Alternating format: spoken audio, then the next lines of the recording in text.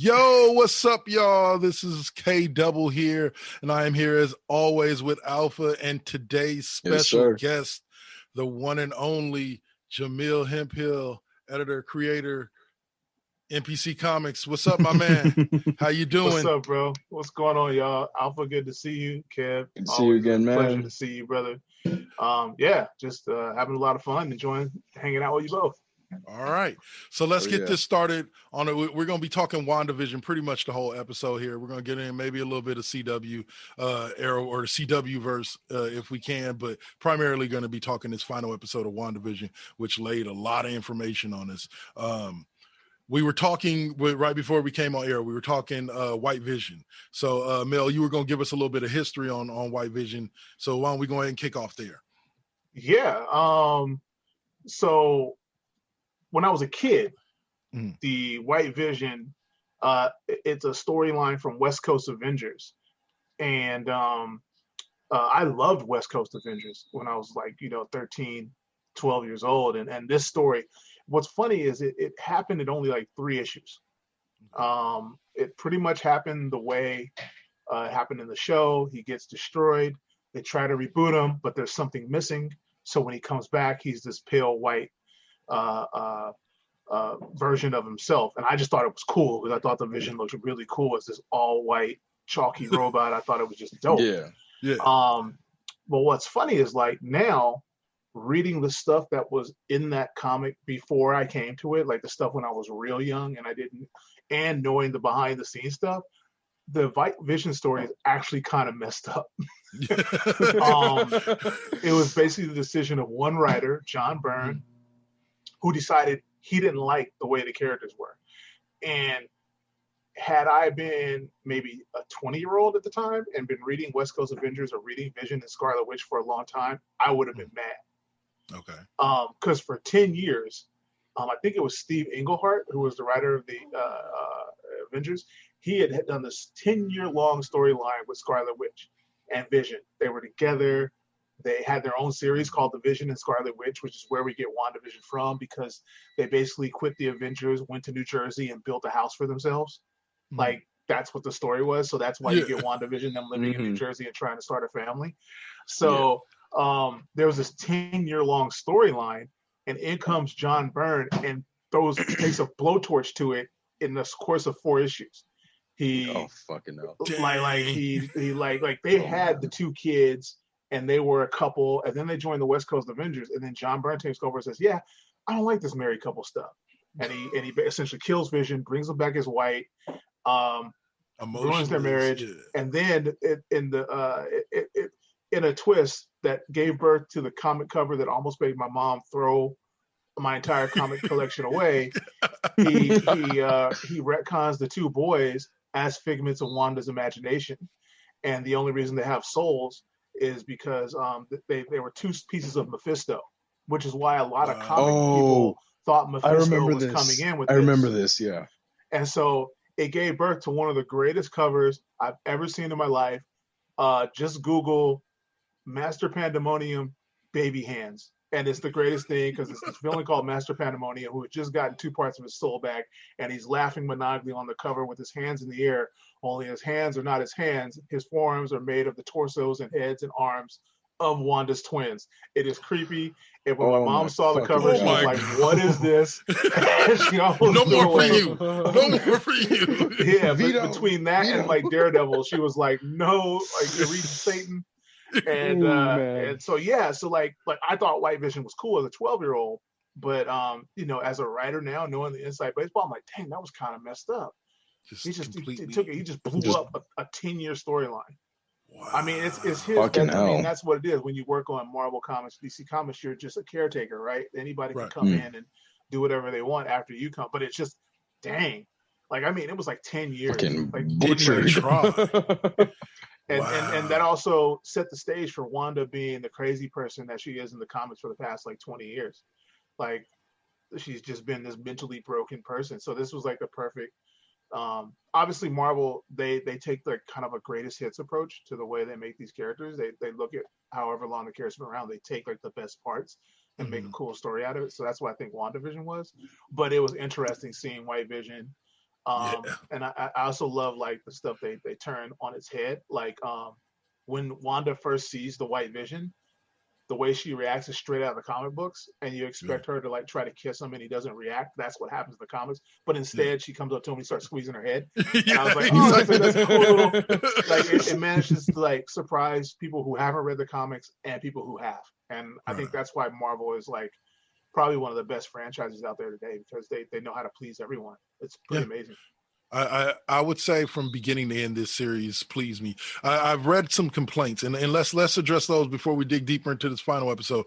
There was these complaints that I literally read a complaint where it said, we stopped watching an episode and a half in because it was that boring. And I'm like, okay, but you're understanding that you're being told a long-term story here, and these are just these first couple episodes are just pieces of this story, and to tune it out after that soon.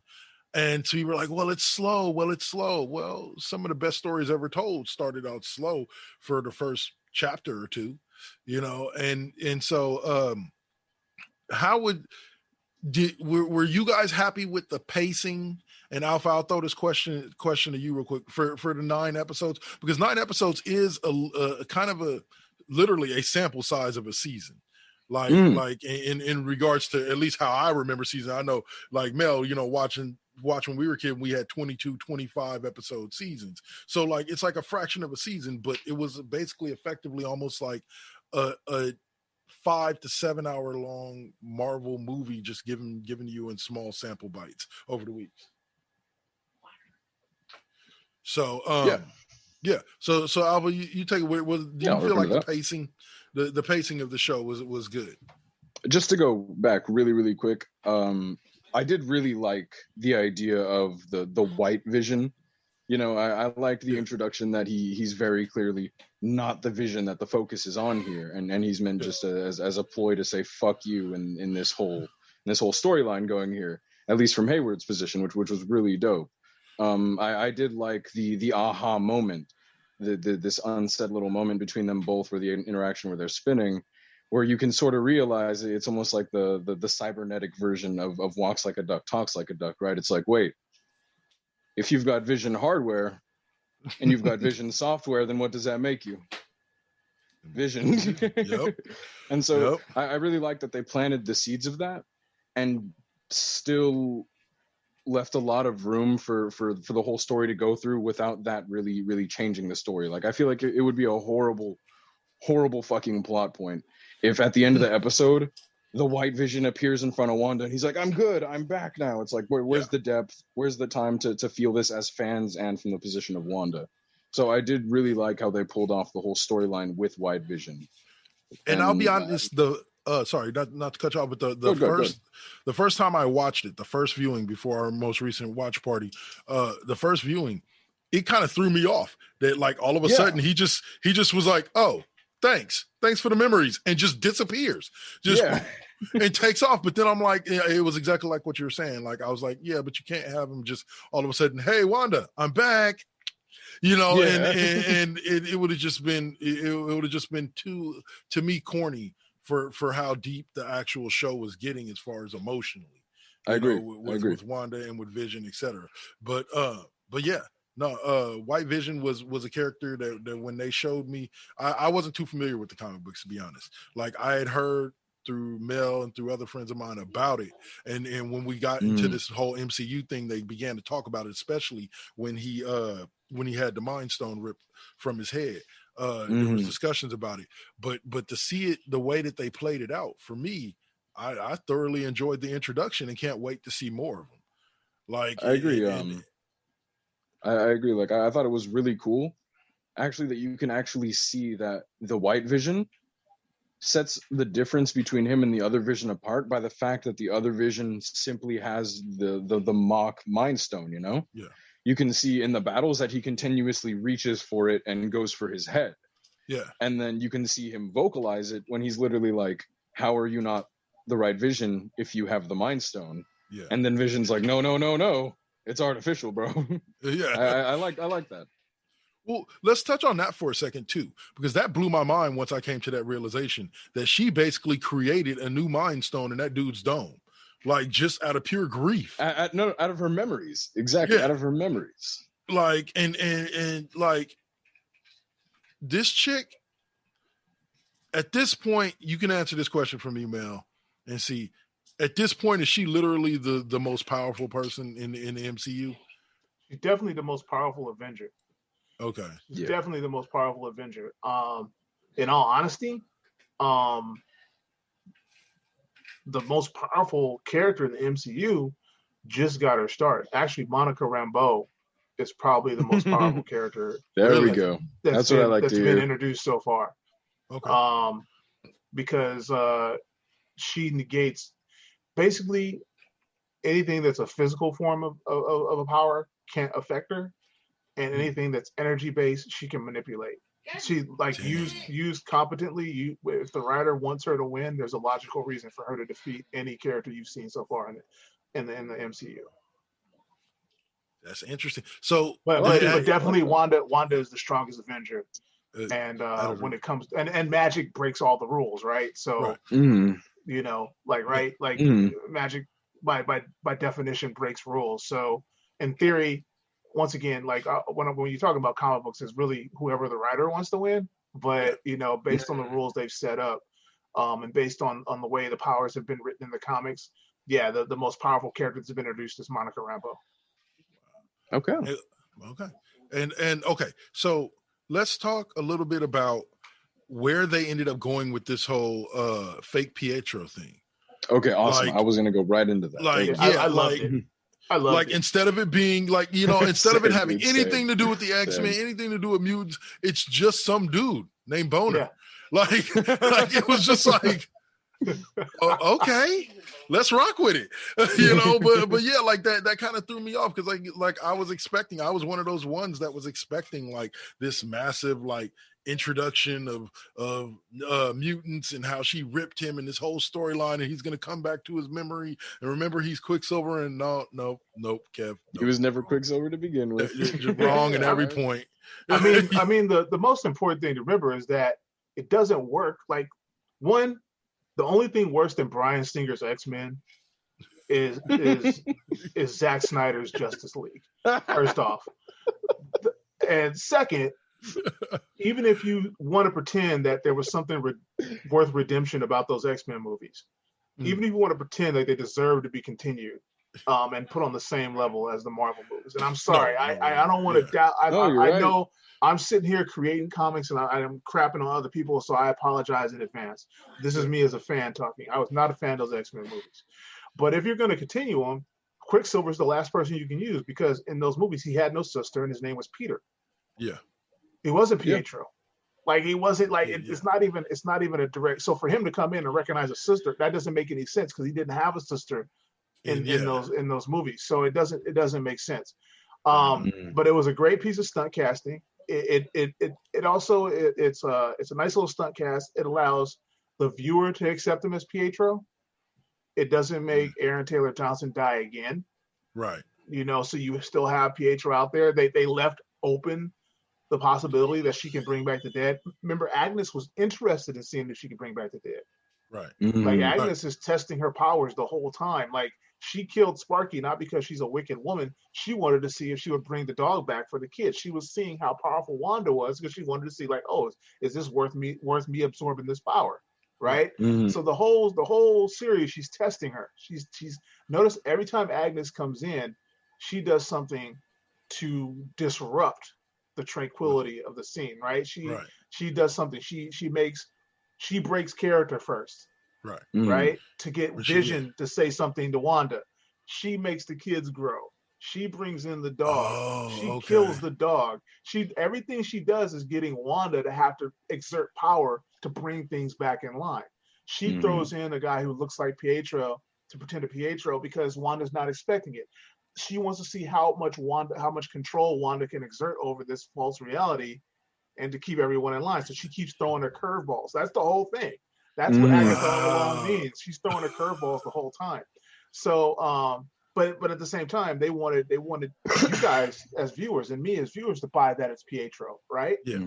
Even though it's a fake Pietro. So what do? They get a guy who play play Pietro or a version of. Yeah. and I think it was a great red herring.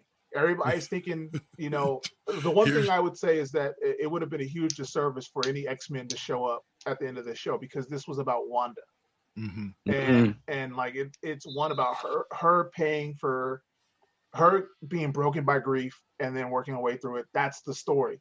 And not only do you not need any characters to come in and save herself or fix herself when it's about her recovery, but also it's really a bad look to finally have a woman-led show and then have a dude. Because who's going to come in? Magneto and be her dad?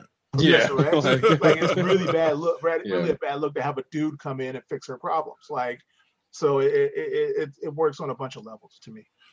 Well, and we talk about her working through the grief and the problems, and like I said, Agatha throwing all of these different things at her to see like how will she react to this, how will she react to that. When you look at the series as a whole, to me, and this is a very oversimplification, I do not deny that in any capacity, but there was a part of me at a certain point in about the middle of this episode that was like, just like when I watched the first X-Men movie and I was like, this should have just been called How Rogue Got the White Streak in Her Hair. It kind of felt like this was like, okay, so this is how she finally becomes the Scarlet Witch. The Scarlet Witch. They can finally start using that name with her now, because I hadn't really noticed, and I had been calling her the Scarlet Witch for so long. I had really noticed that in the Marvel movies, they don't really refer to her as that. Yeah, They refer to her as Wanda, and so at the end of this, there was just a part of me, like I said, that just little cynical voice in my brain that just went, really 9 episodes just to call her the Scarlet Witch, like really.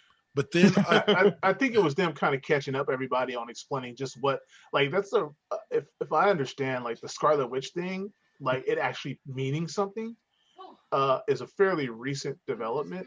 Okay. Like it's a fairly recent where the Scarlet Witch meant something as opposed to just her name. It was just her code name for a long time. And then they kept on adding stuff. First she was a mutant, then she was Magneto's daughter, then she was experimented on about high evolutionary. So there was all this stuff. And then very recently, I think it was just a couple of years ago, that they made the Scarlet Witch mean something.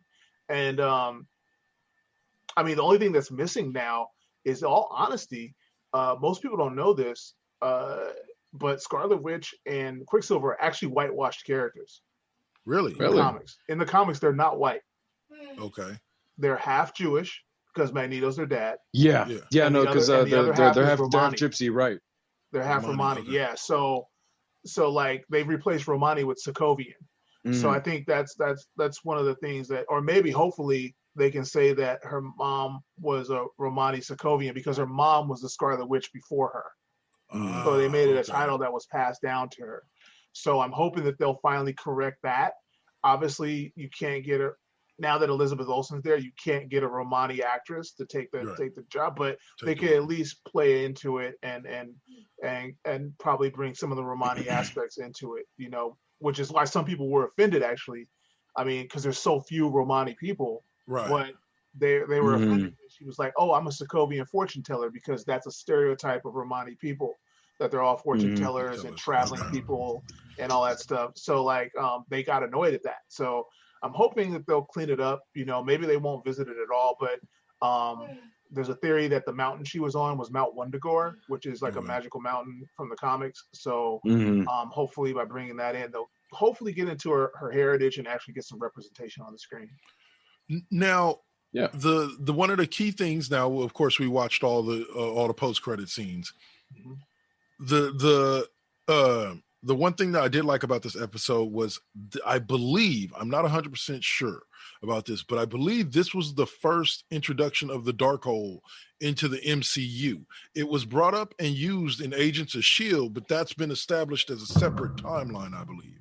So I would believe this is the first time that we've really had an introduction to the Darkhold in this. And what my question is at the end after this episode is, will it continue to play a role moving forward, like what was it, the Doctor Strange in the Multiverse of Madness, like in movies like that? Will it continue to show up and play a role? Well, they got Blade coming up, so I mean, the way I figure it, the whole MCU, and Alpha, you're a nerd like me, so maybe you could back me up on this one. Oh yes, sir. I'm already packing. Please. But like the whole MCU, it seems to me like Kevin Feige really wants everybody to get the same feeling that people who read comic books get, but he wasn't sure if not wasn't sure, but he needed to build up some capital before he started introducing like wild stuff. Yeah. Right? Yeah. So now he's at the point like Scarlet Witch, you could do a cool magic story about her, yeah, but is everyone ready to see a magical superhero story? Right? He's got everybody bought in on the military superheroes, like, or the traditional Captain stuff. America, even Iron Thor's Man, a gamble, right? Like even Thor was a gamble, and people didn't actually like.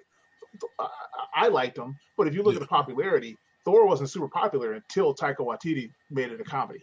Yeah. Right? And because it turns out Chris Hemsworth is freaking funny.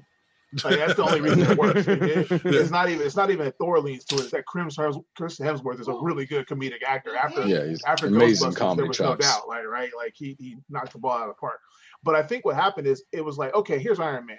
You can buy a guy in a suit and armor. It's a B-list hero, but cool. And then you go to Captain America. Here's a guy. He's just super strong, but he's a soldier. You can buy that, right? All you got to do is Rambo with a shield, and everybody buys it.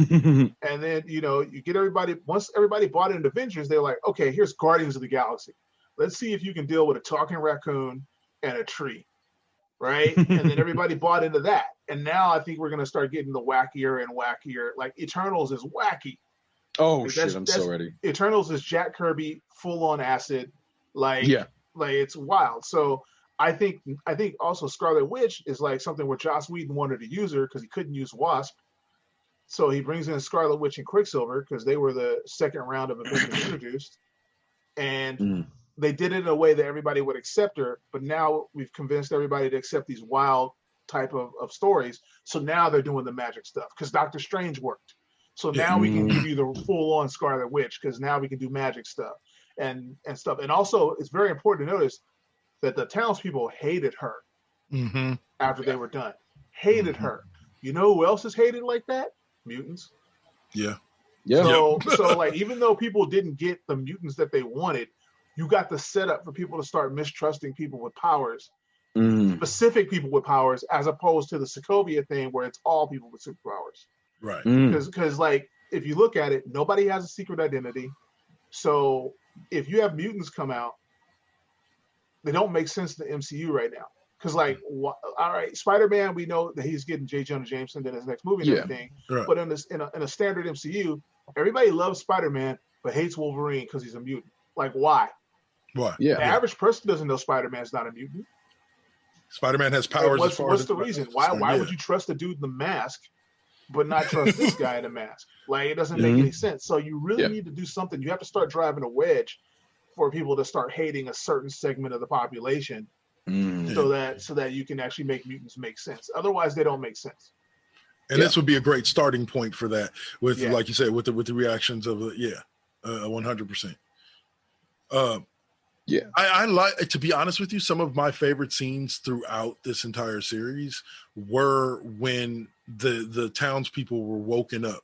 Well, everybody except for Agatha, we all know she was faking it all along. But all the other people, when Vision accidentally touched that dude's dome at work, and dude starts freaking out and like looking for his cell phone and everything. Like those moments were some of the best moments because it gave you this insight that, wait a minute, like everybody seems happy, but what's really going on? And so I just think series wise, from episode 1 to episode 9, it was great storytelling.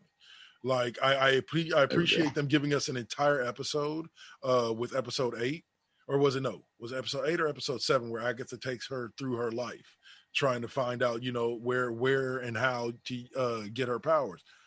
That was that episode. That episode gave a lot of depth to the character.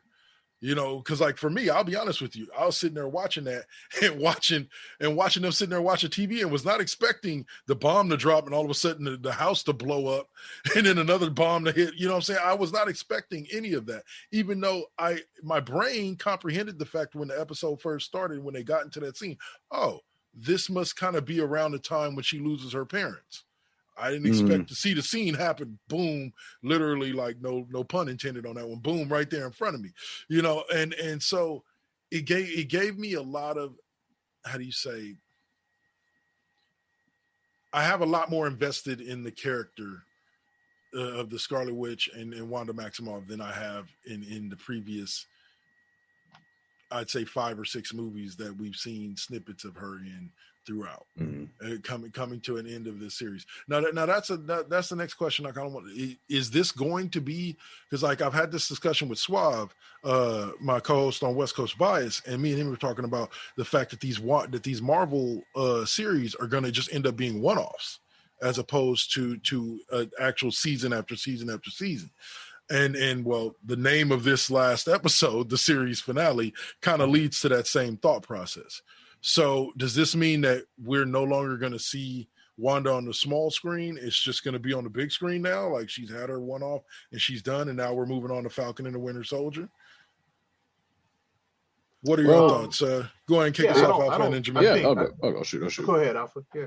Oh, thank you. Yeah. I think much like we talked about with the Mandalorian, there's a lot of comparisons to draw with that, and obviously the hardcore nerd in me sees all the little ins and references, and my huge takeaway here, much like the Mandalorian, is that although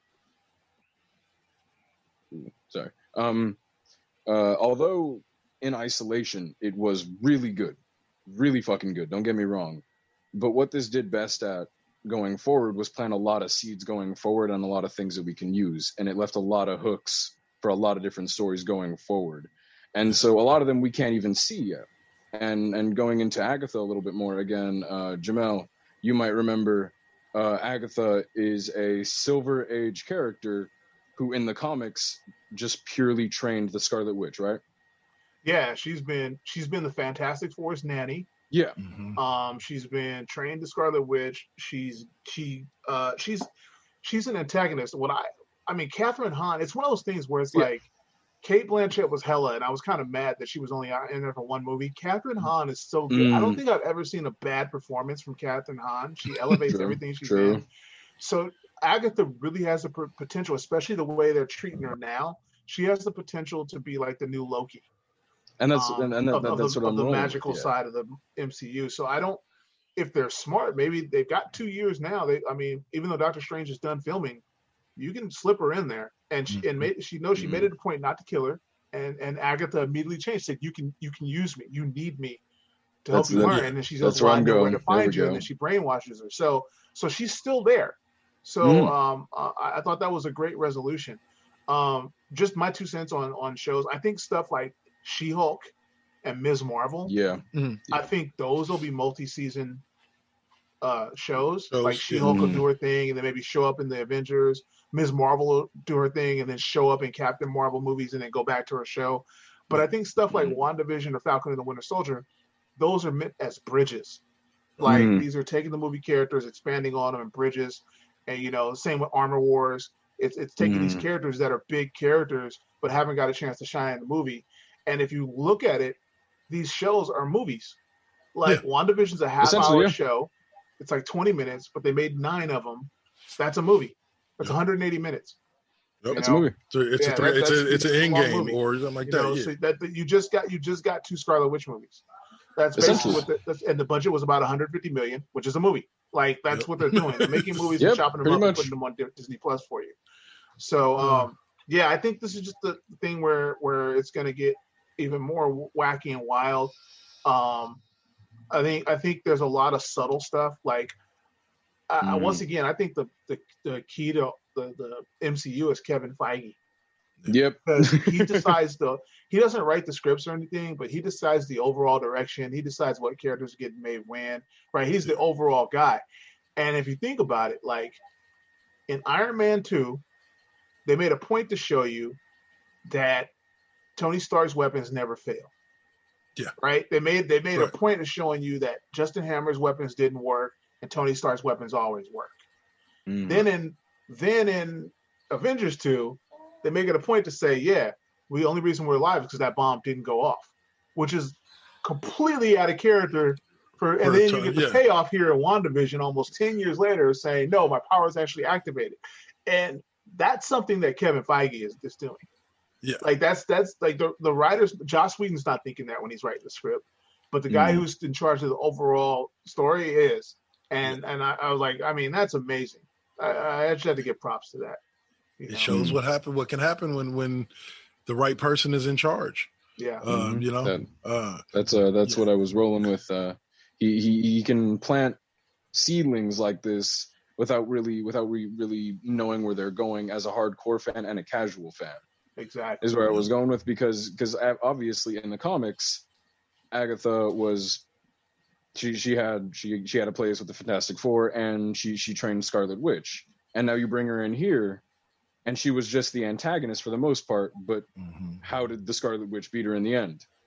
Yeah. Using something she learned from Agatha. Yep. And now Agatha has a place set in stone for this show as a source of knowledge for her. And so essentially she still is training her, but it's presented in a completely different light. And that's where I'm going with this exactly. He can plant these seeds that hardcore fans can pick up on, but you can't really see where he's going with them because he's going to present them in different and innovative ways. And that's what I'm really seeing in this show, especially with the 2 end credit scenes. Yep. I think that's going to lead to Scarlet Witch not having another show or having more seasons, but going forward for the rest of the shows and the movies.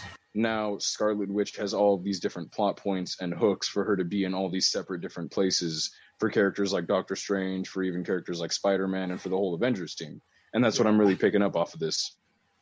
Yeah. All right. 1 second real quick, fellas. We're going to go ahead and take that break, and we're going to dive right back into it right here. 4 Aces presents Cheap Pop Podcast. We just getting started, y'all, and this is getting hot. So let's take that commercial break, and we'll be right back. Roll it.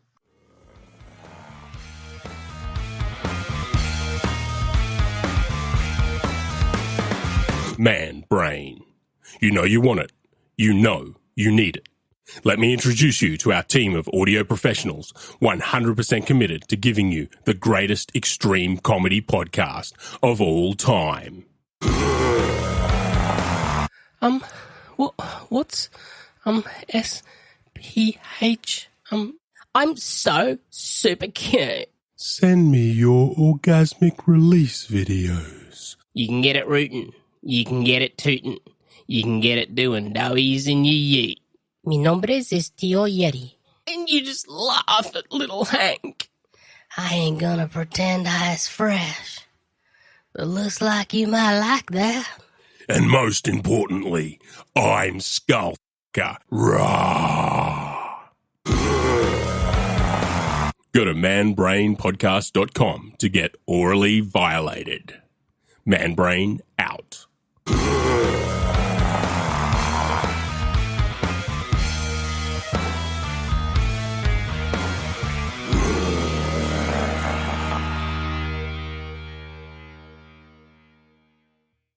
Hey guys, this is Venice, and I've got a message from a friend of mine about my favorite podcast. It's your boy, Flavor Flav in full effect. Check this out, everybody. I want y'all to go check out TJ. What's good, everybody? TJ Johnson here from Voice from the Underground. I am the most handsome. Big Has. And I'm smoking my cigar, of course. You know what I'm saying? The Dutch. You pick me up in an Uber and a PT Cruiser, I'm calling Lyft.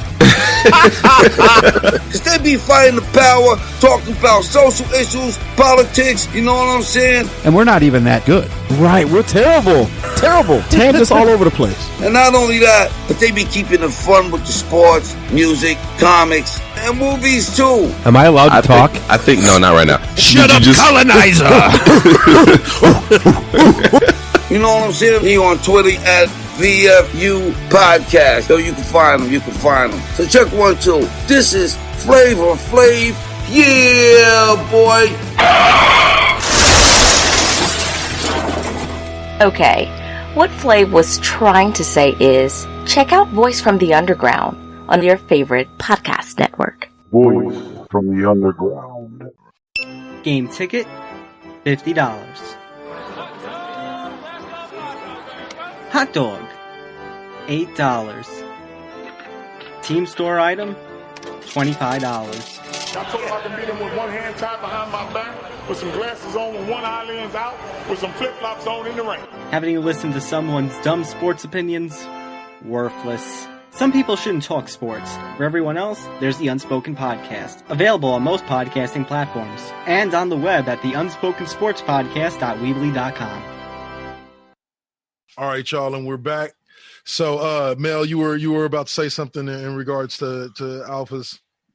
Oh yeah, comments. I was completely agreeing with them. Yeah, this still laid the groundwork for the fourth. Was it what do they call them? Act 4. Oh yeah, fucking Act 4. Yeah, Phase 4. Phase 4 Yeah, called phases, right? Yeah. They still laid a lot of the groundwork. What's funny is people. It had to be. It was a small, intimate story about one person breaking from grief and recovering, but they still managed to lay a lot of groundwork. When we first see Swart and Hayward says, "Oh, we had this astronaut program that went awry because half our astronauts are gone, half of them are grounded, yada yada yada." And I Kevin, you probably saw my little post. I'm like, "That's your Fantastic Four right there." Yeah, that's the setup. I did. But if you have an astronaut program that went wrong, there's your Fantastic Four. That's all that needs to be said. You know. You got and set up. There's your antagonist for Phase 4, Dr. Doom. Give it to me. I'm hoping it's Annihilus or Kang. I think Kang might be the big bad. We know that all my that money's Kang on Galactus. Yeah, we know that Kang is the big bad in Ant-Man 3. But he's like a universal level, like Avengers level threat. So I think that he might be the big bad. Or we might see multiple big bads where like the magic people deal with someone, the space field people deal with someone, and the science people deal with something or something like that. That would be pretty damn awesome. But if I'm not mistaken, like that'd be really cool, even especially on the big screen, because you of all people probably know as well that Kang the Conqueror is nothing but the future version of Iron Lad, who is the past version of someone else, I forget who. But I know that Kang is the future version of Iron Lad, and so I would love to see that worked in too. In any and he's also a distant descendant of Reed Richards. Yeah, really. Yeah. Okay. Kang is also a distant descendant of Reed Richards. So it'll be interesting. Like with the multiverse of madness and everything, if they keep that around as they go forward, if it's not like a 1 or 2 movie thing. Because obviously Spider-Man No Way Home is obviously going to be him traveling through the multiverse with all these rumors of other villains showing up. And Kevin Feige has already called WandaVision, Spider-Man, and Doctor Strange the multiverse trilogy. So so obviously there's something going on. But if they keep the multiverse around, there's all kinds of ways the story could go. You know, you could just make up anything you want after that, and it'll be pretty darn cool. So like he set the Fantastic Four. He set up Secret Invasion. Both Secret Invasion and Captain Marvel 2 are set up by Monica Rambeau going to meet up with either Nick Fury or Talos. They just said he, so we don't know who it is. It could be Talos, but it could be also. It's more likely Nick Fury. But either way, that set up Secret Invasion. You got some interesting stuff. I'm more interested in Armor Wars. I'm really I do have that. I've always a felt like for that you. should have been Iron Man 2. Yeah. I was kind of annoyed. I felt Iron Man 2, like the two greatest Iron Man stories are Demon in a Bottle and Armor Wars. And I always thought Armor Wars should be Iron Man 2 and then the other sequel. You could do it either way. But him dealing with the fallout of having PTSD from the Avengers, the first Avengers movie, that should have been the Demon in a Bottle story. Like that party scene when Rhodey finally comes and takes his own armor and becomes War Machine, that should have been the whole movie. That's what I'm because basically all they were doing, they did a Demon in a Bottle scene. But like the whole movie, I would have loved to see the scene with Chris which Chris is Captain America? That's Chris Evans. Chris Evans. I would have loved to see the scene. There's a great scene in the comics where Tony's addicted to alcohol and he's being Iron Man. Like he's not just playing around in armor. He's going out and being Iron Man while he's drunk. And there's a great scene where Captain America confronts him and says, I can't let you go out as Iron Man if you're drunk. Yeah. And then Tony plays it off, comes back, and then as Iron Man for a little bit, he refuses to tell them if he's Tony Stark or not.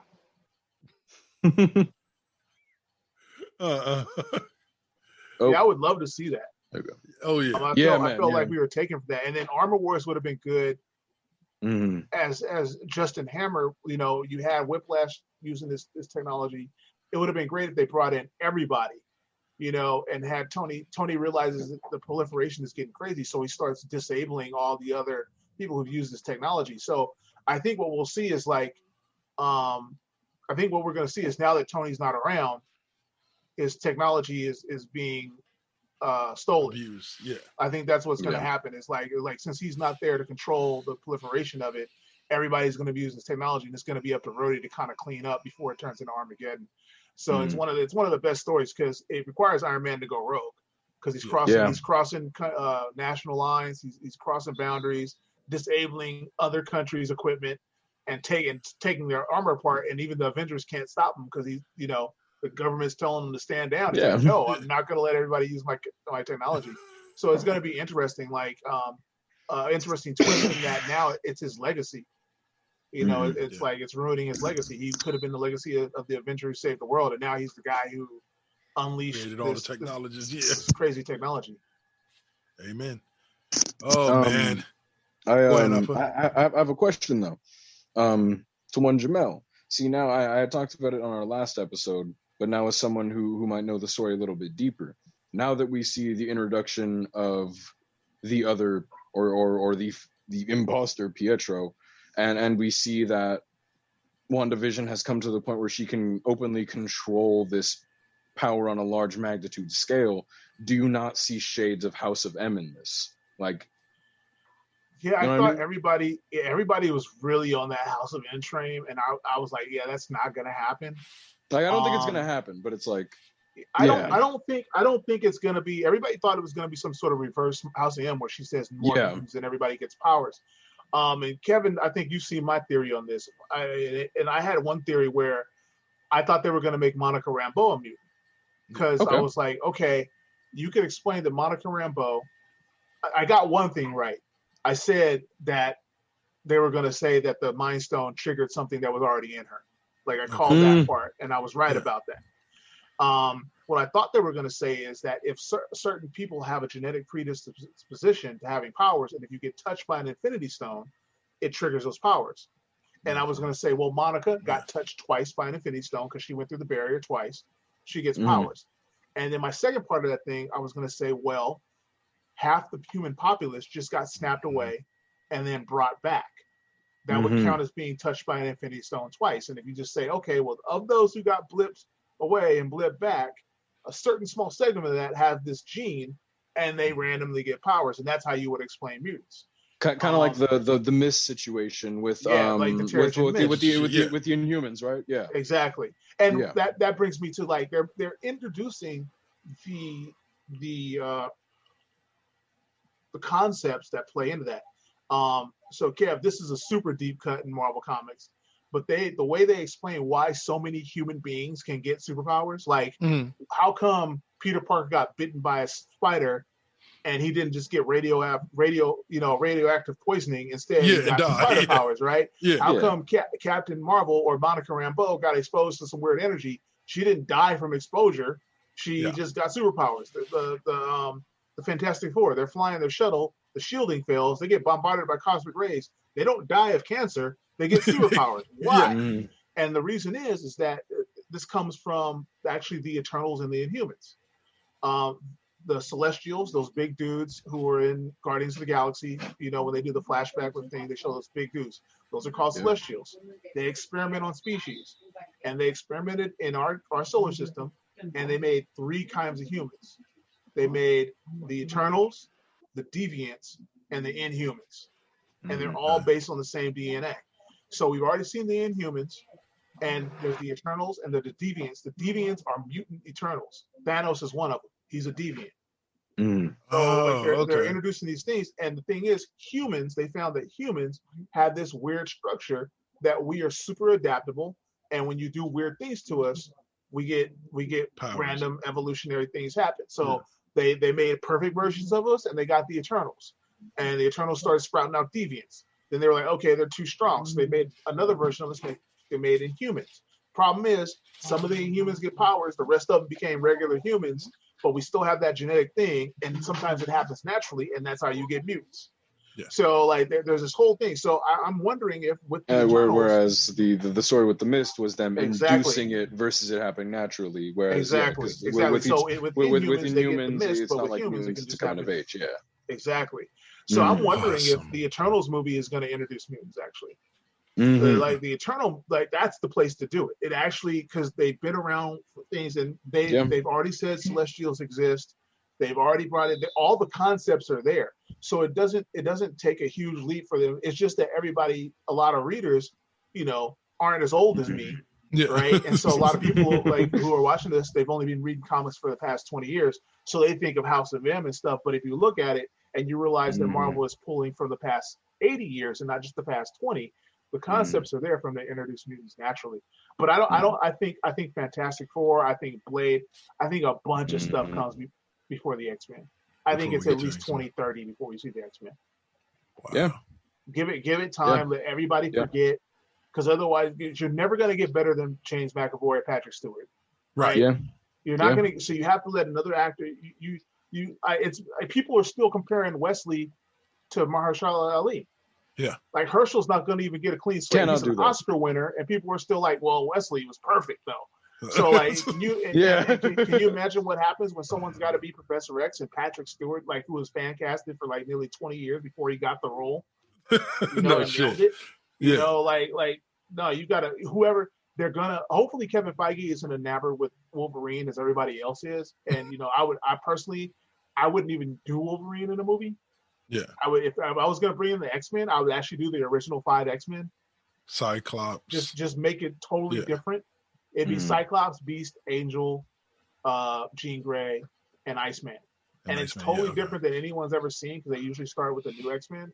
Yeah. Like I would start with them. I would make it a period piece set in the 60s, and they've just been in hiding the whole time. I would make it totally different than any of the movies that have been out. So but it's gonna have to be at least a decade before they do some more X-Men movies, so that everybody gets the taste of all the other X-Men out of their mouth, good or bad. I'm not knocking. I'm just saying you gotta separate from that. No, and to an extent that's what the length of the MCU is part of the appeal of the MCU is that we didn't get all 22 movies in like a 3-year period of time. They took 10 years and told us a story and had us wanting to go back to the theaters again and again to consume more of this story. Like I told people, for me with the MCU, it was over the minute that Thanos, I want to say Guardians of the Galaxy, was it 1? Where they first show, or no, at the end of the Avengers movie, where they first showed Thanos, you had me. That was it. I was in for the. Oh, you mean I'll do it myself? Do it myself. Yeah. Like that scene. You had me for all the Avengers was like what movie like 5 or 5 or 8 or 6 is the first Avengers movies was out of the 22 that they did, and they had me for the rest at that point, because at that point I knew they were doing Infinity War and I just wanted to see how they were going to play all this out.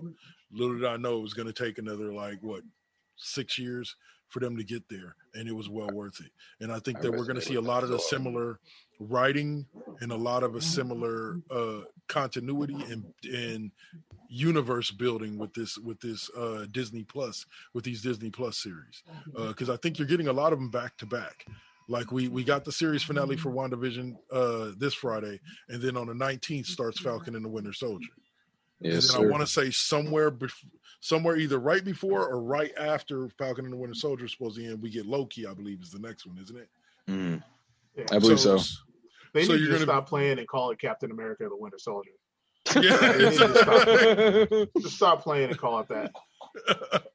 Literally, I hate that because in the comics, when Falcon transitioned into being Captain America, it wasn't Falcon's Captain America. It was just Captain America. Yeah, and that's the thing. Like, most people don't know this, but Falcon has been Captain America numerous times. He's been him like 3 fucking times. Yeah, now, it's just the last time he didn't drop the wings. You know, as of All New, All Different, this is like the 3rd fucking time he's been Captain America, hasn't it? Yeah, and like before he was, people were like, oh well, he's not as strong as Steve Rogers. He did just fine even without the wings. Yeah, he did just fine, because people, I had a discussion on on Facebook where I was like, he's not a sidekick. Like Captain America's comic was called Captain America and the Falcon for like a decade. Yeah. Like he got He's a co-billing. teammate. He was a team. They were partners. It was a dual comic, because Falcon was a character that didn't carry his own comic, so they teamed up with Captain America, whose comic wasn't selling that much either. Same as Power Man and Iron Fist. Neither of them sold very well on their own, so they put them in their own. They put them together, and they both readership. One of the heroes for hire. Exactly. So he's gonna be Captain America. I'm hoping Sam Mackey. Sam Mackey. He's another guy who doesn't really do bad movies. No, from 8 Mile to from being Papa Doc in 8 Mile to being Falcon. Like his name is Clarence. For those of you who have a refined taste in acting, remember that man was also a major part of We Are Marshall and acted his ass off in that movie too. Yeah. Right? You got to know the finer times on that. Yeah, so I'm looking forward to it. I'm also looking forward because one thing that Marvel itself is shied away from, and I hope the MCU doesn't shy away from. The comics are completely forgotten this series, but it was called Truth, Red, White, and Black. I'm hoping that has a part. Carl Lumbly is on the cast list, and I'm hoping that he is the character of Isaiah Washington, who is the original Captain America. Really? In the miniseries Truth, Red, White, and Black, they show what goes into making the Captain America serum, and what they do is they test it on a black battalion first. And it kills almost everyone except for one guy named Isaiah Washington, and not Isaiah Washington, that's the horrible actor. Isaiah Bradley. Okay. Isaiah Bradley is his name. And Isaiah Bradley is the original Captain America, but then it's 1944 in America, so they're like, we can't have a black guy as the symbol, so they go and give it to Steve Rogers. And they're just telling him, thank you for your service. And he actually is the unknown Captain America, and like I've always wanted to see him on the screen. That'd be so badass. That'd be so badass. I'm hoping that Carl Lumbly is Isaiah Bradley. Yeah. Nice. Yeah, man. Like, I don't know. Like you say Age of the Geek, but we're so beyond that. Like that was like Iron. That was everything from Iron Man to like the first Avengers. Like we're now to the fact where the MCU has carved out a niche in Hollywood, and it is its own entity that will go on for as long as Kevin Feige and Disney see fit. Just some side stories, real quick, gentlemen. I was reading the other day that their talk that. The Punisher may be coming back, but most likely will not be coming back as a Disney Plus show due to its violent nature. But they were talking about they may try to bring it back as a Hulu show, being that basically all of those companies are owned by the same overall Disney network. They may be able to get it through on the Hulu side. Of course, all the talk is that John Barenthal will continue his role as Frank Castle, which I'm all here for. Or we fucking riot. But there's one thing I wanted to ask you guys, like, are you guys with me? And I'm pretty sure I know both of your answers on this with the fact of wanting Disney to make sure 100% that Vincent D'Onofrio is back as Kingpin. Period. I enjoyed him on the Netflix Daredevil series. He was I actually enjoyed, as much as I enjoyed, what's his name is Matt Murdock. I can't think of the actor's name right now. Charlie Cox is Matt Murdock. I truly enjoy Vincent D'Onofrio's Kingpin a lot more. So your thoughts on them potentially bringing some of these guys from these Netflix roles over and into the MCU. There's already been talk that Charlie Cox was on the set for the most recent, the new Spider-Man movie that's coming out. The role he's playing is unknown at this point. Hopefully he's Daredevil. But this may be the introduction of Daredevil into the MCU.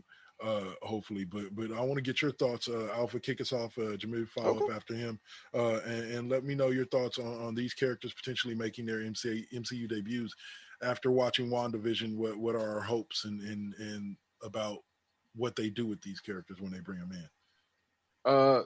There's obviously a lot of room to do this now going forward. Obviously we have all the multiverse stuff, so I feel like it would be a little cheap if it was like, well, Doctor Strange opens a portal and multiverse people come out. That'd be fucking horrible. Come on now, right? But going into this, there's so many ways that we can do this. And as I've talked about it before, both the Daredevil and the Punisher are both characters from their very beginnings intrinsically tied to Spider-Man, if I'm not mistaken, right, Jaimel? What'd you say? Daredevil and the Punisher both being intrinsically tied to Spider-Man from the beginning. Yeah, they both are. Yeah. I know Punisher was a villain in the beginning. Was a Spider-Man villain. I don't know if Daredevil was, but I know that they're both intrinsically tied to Spider-Man. And so there's a lot of ways running with Spider-Man specifically, not even with multiverse fuckery, that you can fuck with this. There's a lot of ways that you can multiverse fuckery. You can run a lot of things from the Blink with this, you know. As we see with characters like Monica Rambeau, there's a lot of ways that you can run with this. And like you said, with characters coming in and out with that, there's a lot of ways you can play with that. We can play with we can play with this universe's and that universe's Frank Castle. Yeah. And I'm all for that. In terms of where it'll be, I wouldn't be surprised if it wasn't on Disney Plus, only because those characters are, much like being connected to Spider-Man, not characters that are only written in an adult setting, but are able to really to give the best stories when they're not when they don't have to pull their punches, I would say. And so, you know, we've talked about it before. You know, I would love to see the guy who played Luke Cage come back. I forget his name. Mike Coulter. Mike Coulter, amazing fucking actor, and I would love for him to. But if anyone were to break it down to the priorities, it would be to see the guy who played Daredevil and John Bernthal come back in this. I would love that. And you know, if that gives a chance to see comic series like Punisher Black and White, to see Garth Ennis's Punisher run, to see that really brought to life. If that means I get to see like Shadowland Daredevil come to life in any way, shape, or form, shit, take my money.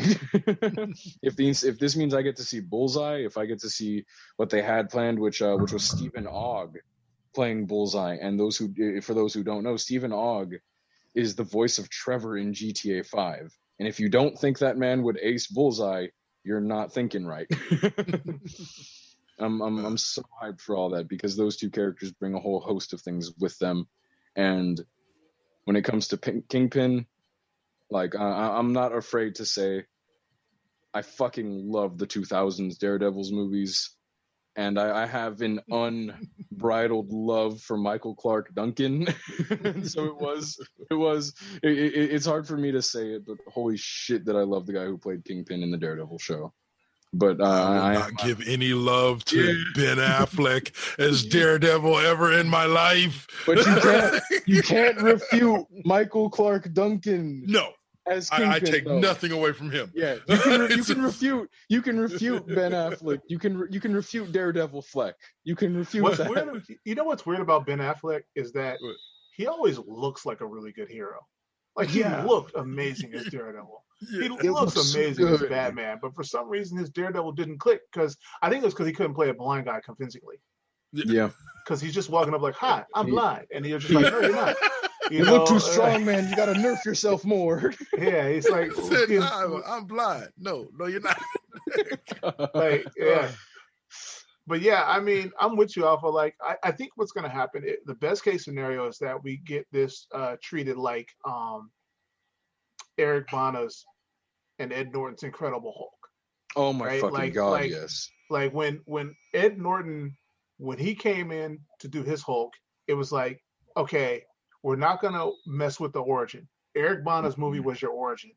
Okay. And it happened, but none of it matters.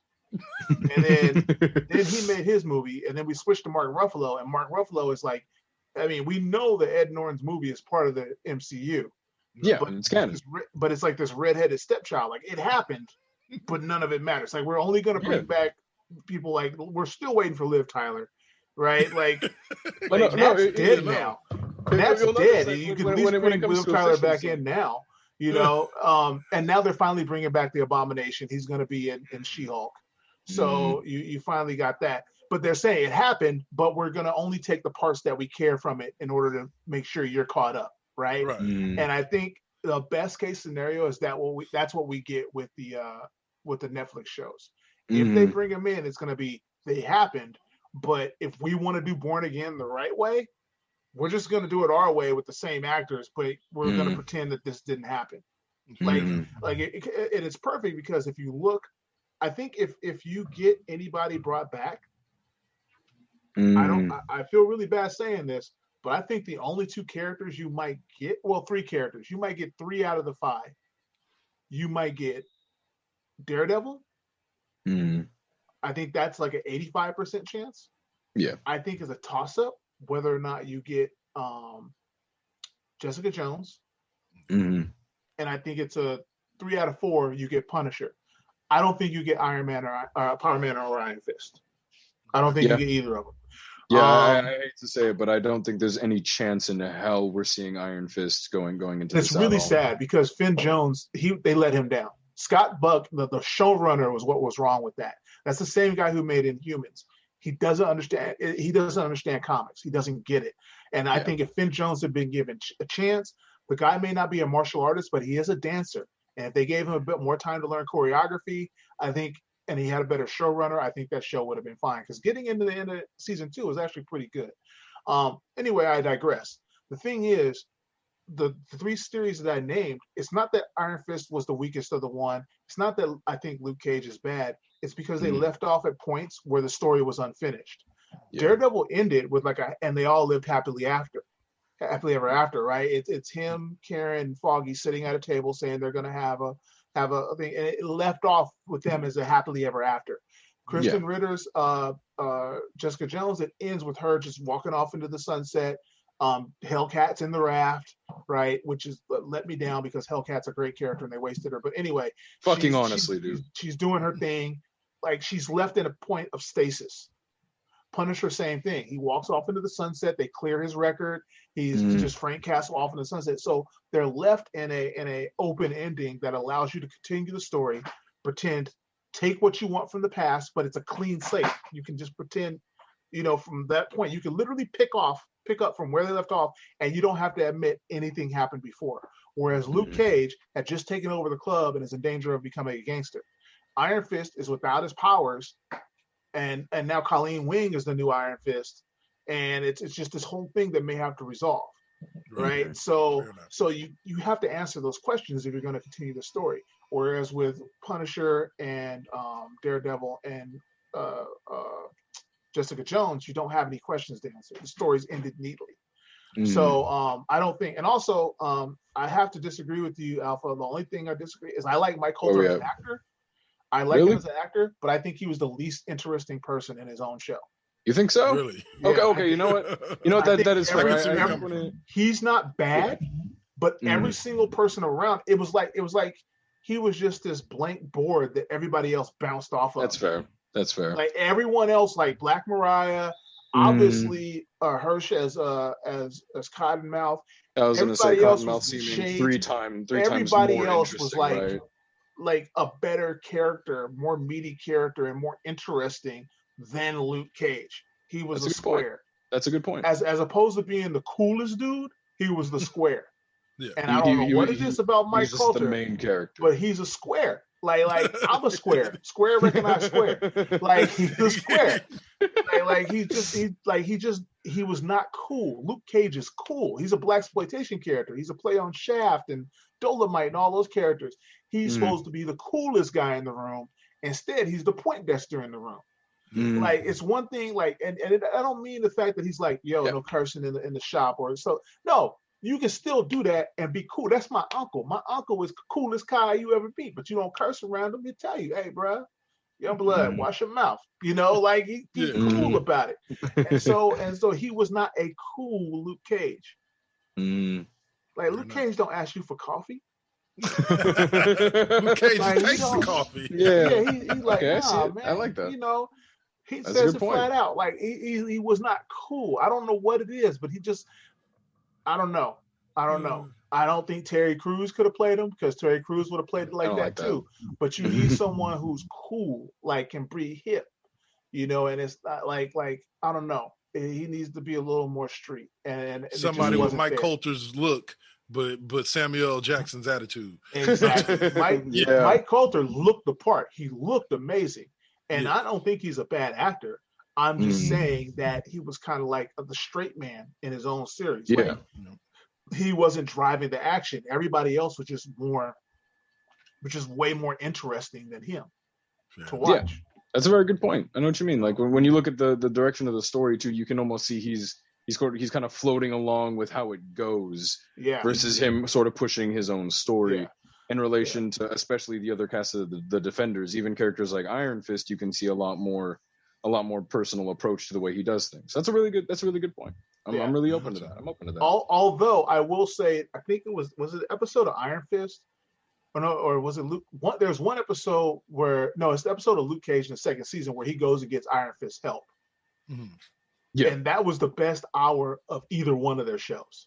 When it was them together, because you had Finn Jones being written by people who were better, who wanted to do and so Finn Jones' Iron Fist was way better in the second season of Luke Cage than he was ever in his own show, because he was loose, he was having fun. He was more carefree. He wasn't a stick in the mud. He wasn't telling everybody he was Iron Fist every 3 seconds, and like, Luke Cage, because now that he had a partner to play off of, right? And it's Luke Cage. He's cool and he looks cool in comparison to the Iron Fist. Now he looks more laid back and cool compared to Iron Fist. And they were their interaction was really good. Really good, yeah.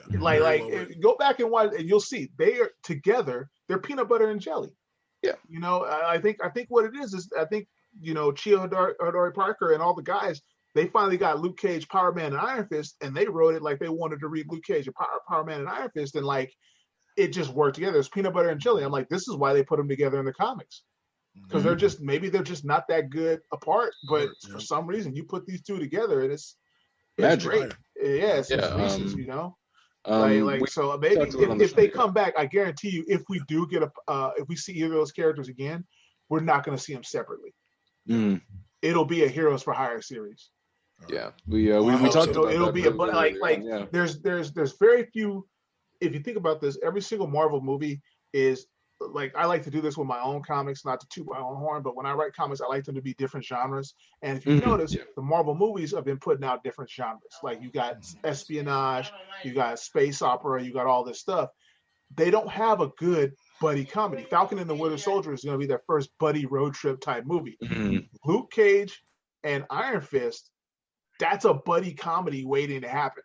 Yeah, it almost writes itself almost. Exactly. So that was Netflix's first mistake. They tried to make everything. I think Netflix was not Netflix, but the people who made the Marvel shows on Netflix, they were thinking like Bryan Singer, he was in the early 2000s, where he was kind of embarrassed of the source material. So like he like threw out the costumes and he tried to make it cool, put them in black leather, and I'm gonna throw out, and they were so embarrassed. It's like Smallville, no flights, no tights. They were so embarrassed by the source material, they didn't want to make superheroes. Iron Fist never wore his costume or anything. So I think, if they had allowed it to be a little more grounded, if they had, just made a comedy show, action comedy like Lethal Weapon, with Power Man and Iron Fist, I'd watch that all day. And I think honestly, it would be successful with Mike Coulter and Finn Jones. It should be like. I hope that's the movie or TV show we get. It should be like a buddy cop comedy, like Lethal Weapon, Bad Boys type stuff. But it's Power Man and Iron Fist, Heroes for Hire. 100%. Like that's like Luke Cage was cool, but Luke Cage isn't a grimy. They actually tried that in the comics and it failed miserably. He's not a grimy, street level, beating up thugs, taking you out. No, it's over the top action. Iron Fist is over the top action, and only change I would make is instead of Finn Jones, get a half Asian actor. I always thought Iron Fist should be half Asian, but here's a quick what if. What if instead of bringing back what's his name, Michael Coulter? Oh damn it! I had the name. I had the name in my head of who they could bring back, because when you guys were talking about the buddy cop, I envisioned this dude. Damn it.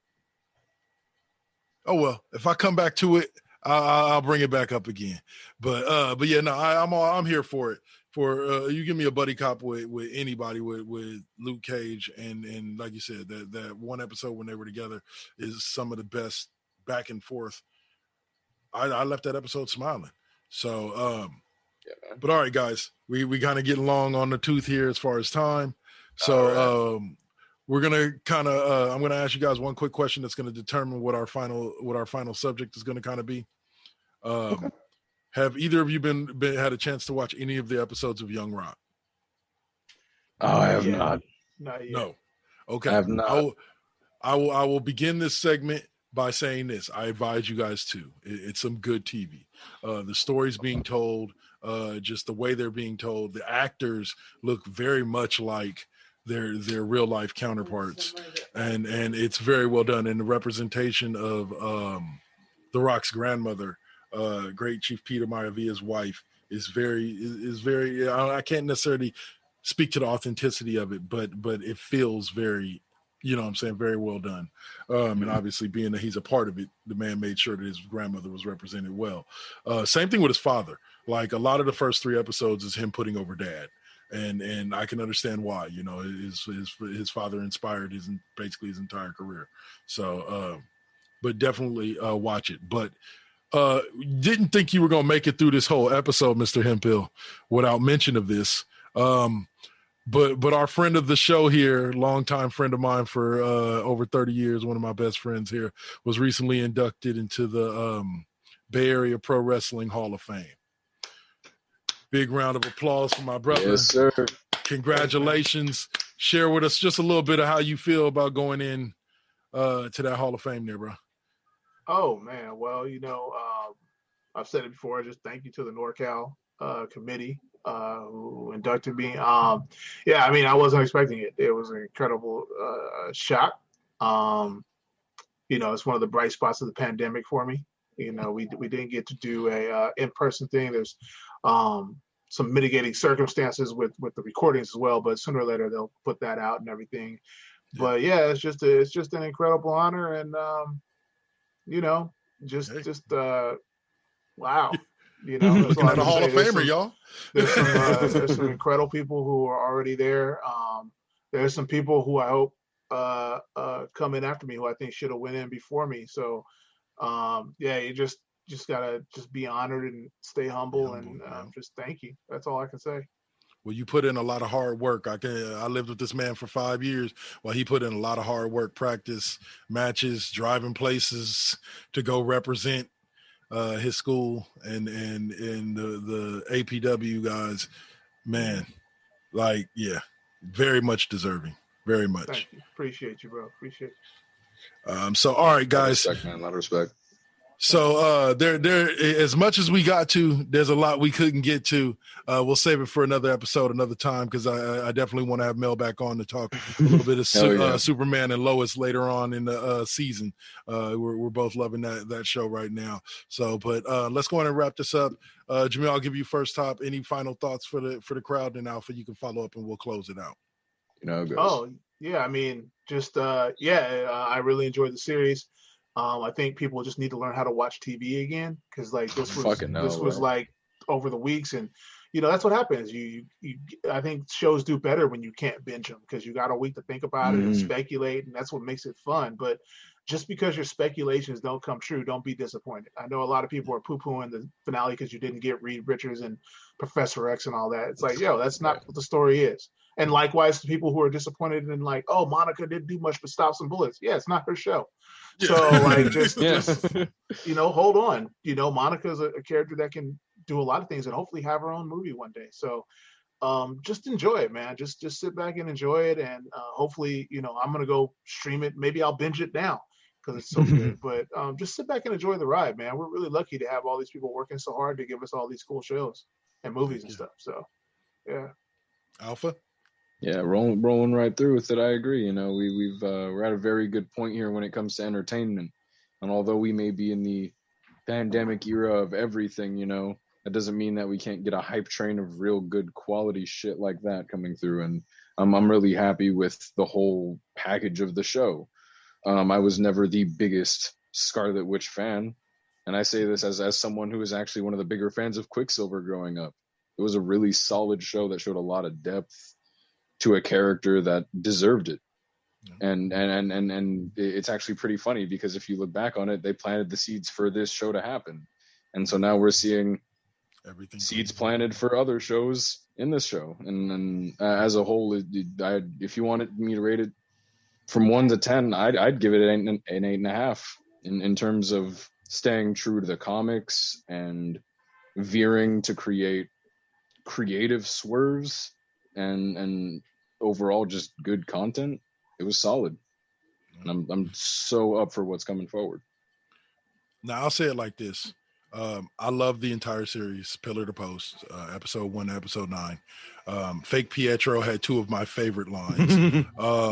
The first one, of course, in the number 1A being, it's not like your dead husband can get dead again. Like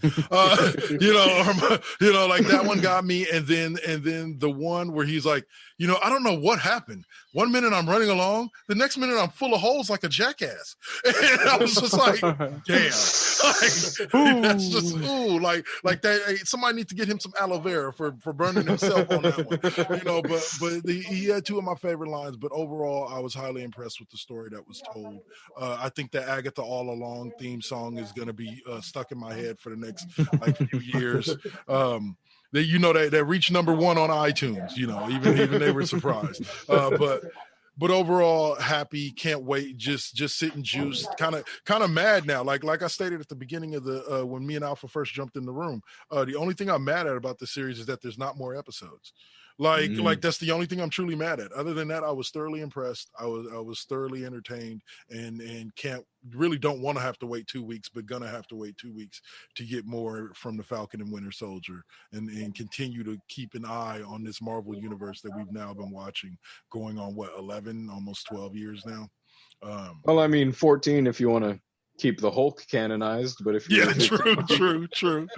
If you're Kevin Feige, it's 2009 and it started with Iron Man, damn it. All right, y'all. So that'll do it for us for this week. Be sure to join us next week when we'll be back. Probably be talking a little bit of Split, doing some wrestling, talking some more Black Lightning, Batwoman, Superman, Lois, etc. What else?